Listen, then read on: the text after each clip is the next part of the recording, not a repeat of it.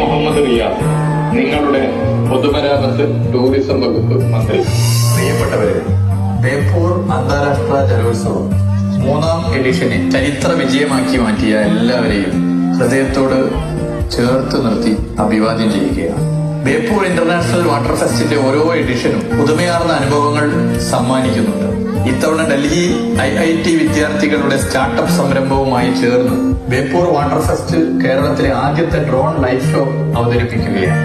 ഈ പ്രദർശനത്തിലൂടെ നമ്മുടെ നാടിന്റെ സാംസ്കാരിക തുടിപ്പുകളെ ഒരു പുതിയ സാങ്കേതിക സംവിധാനത്തിലൂടെ ആസ്വദിക്കും. പുതിയ പ്രതീക്ഷകൾ